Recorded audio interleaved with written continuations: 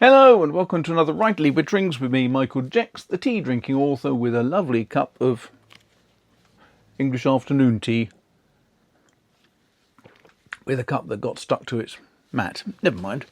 Right, last week I had some questions thrown at me about the Onyx ink, so I thought I'd just do a little update with a comparison with other inks, because comparisons are useful.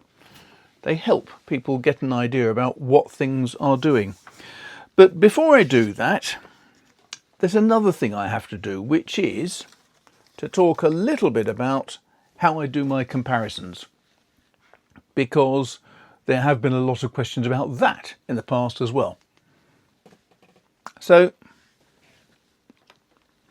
there are several variables that you look at when you're trying out different inks. Now, what I tend to use always is this pen. Why this one? Well, it's a TWSBI Go. It is very straightforward to use because all you have to do is put the nib into your ink bottle, press the plunger down, release it, and it sucks ink in. It is just quick and easy, and it has a massive ink reservoir in there, which takes a lot of ink. But the other thing is, it's also got this lovely stub nib. I think it's 1.1 millimeters wide.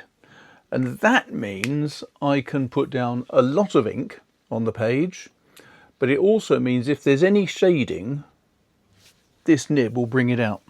And I like a bit of shading.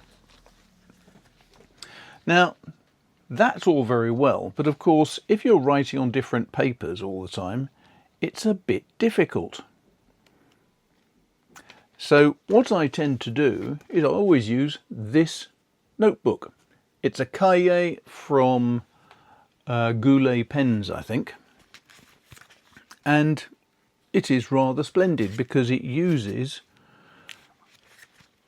delightful 62 GSM Tomo River paper, and Tomo River always is pretty well behaved with different inks. So that means I'm using the same pen and nib and the same paper every time I do my reviews, and that makes life much easier. It means that I can give realistic comparisons about the different colours and so on that I'm writing about or talking about. Now, obviously, every now and again I have a slight problem, and I try to do a review and I don't have this to hand. So there are a couple of pens where I've had difficulties, but it is quite a rare thing to happen. So let's just have a look at this. The ink I'm talking about, again, is the Lamy Crystal ink. Don't know why it's called crystal. There are no shimmery bits or anything like that to give you the impression of crystal. It is made in Germany, as you can see. One thing I hadn't noticed before, but I saw it when looking on the website, is that this bottle and all the other Lamy bottles apparently come with this one's got a little black ring at the bottom of the stainless steel cover sort of bit. If you buy a red ink, it'll have a red rim round the bottom there. If you buy a blue ink, it'll have a blue rim. So you can see at a glance what colour your ink is. Because obviously looking at a clear bottle and seeing, oh, that's the black one, isn't enough for a German. So, I tested this ink by putting down a simple sentence. And I have to admit, I think it is about the blackest ink I have ever used. Now, there are others. Platinum Carbon Black is here, is very dark. Waterman slightly less so. Coming up, Mont Blanc has a slight grey tinge to it, whereas Iroshizuku, what's that, Takesumi, is really dark again. I've also got Visconti here, down here, which is another very good dark ink, but it's not as dark as that. Where is it? Lamy. That Lamy really is stupendously dark. Stupendously. Now, I have other black inks here. So we have Diamine Onyx Black. We have, which is that, Jet Black, Mont Blanc Permanent Grey, which I must admit I'm rather taken by this Permanent Grey. It's very much like Earl Grey from Diamine.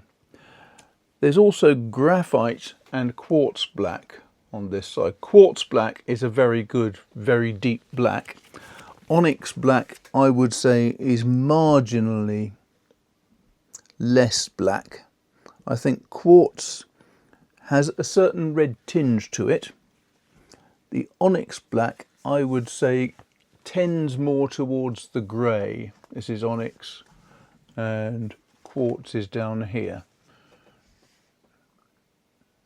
Same as with all these little commentaries, it's very difficult to know, for me, looking at these things, whether you're actually getting a good representation of the colours on this camera. But hey ho. Now I also have the Leipziger Schwarz, which is from Rohrer und Klingner. That's a very good dark black with, I would say, a blue tinge rather than a red. Strange how these different blacks all have a different level of colour in them. But this, I think, is the one that is nearest to the Lamy black. And it will delight a number of you, no doubt, because if I can find my, oh right, there we go. Because this black is very American, noodlers. Now, I'm always slightly wary of noodlers because I have seen staining on clear pens, especially with Bay State Blue, which seems to be an absolutely vicious ink to put into a fountain pen. However, this black, which is called the Raven Forevermore, so obviously you're taking it from The Raven by Edgar Allan Poe, that is a really good deep dark black, and as you can see, it's pretty water resistant as well. Not all inks are. The Lamy is not. I did test it and it's a bit easy to wipe away. So it depends really what you're looking for. Now, for my money, that Lamy black, or Lamy, is very, very good. It's also pretty expensive though, because what you're getting here is 30 cc's in a small bottle. Now you compare that with, say, the Visconti black. That comes in a larger bottle. I think it's 50 cc's.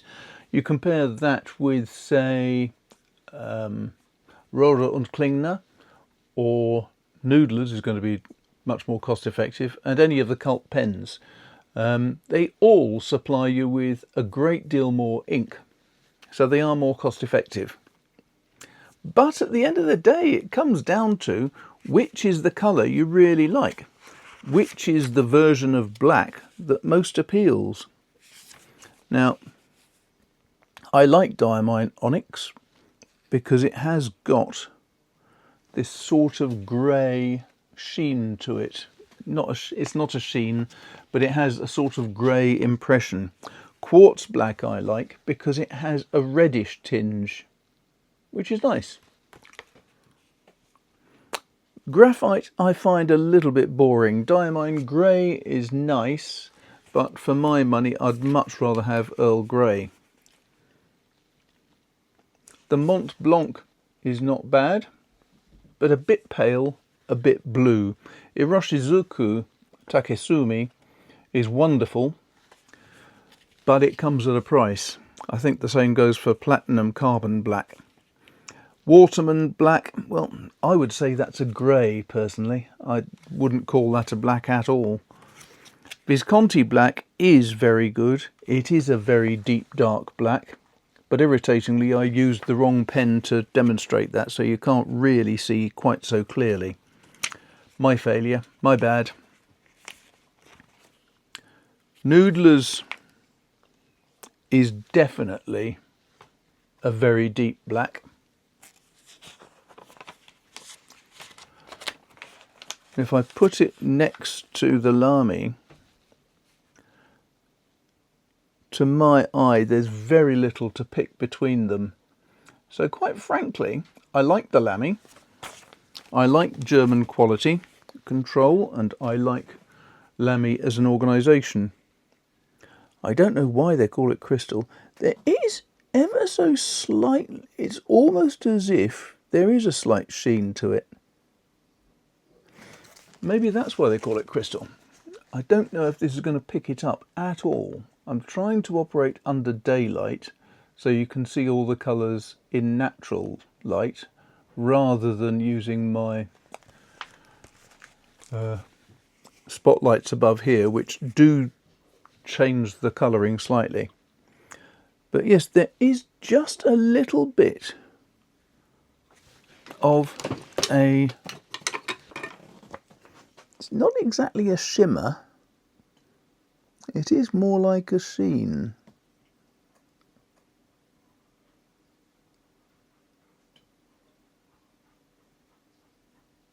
Yes, I would say that is a sheening ink. It's a very mild sheen, perfectly safe for work, but it has got a sheen to it, which, if you've got an entire page of writing in that, I think that would be rather nice.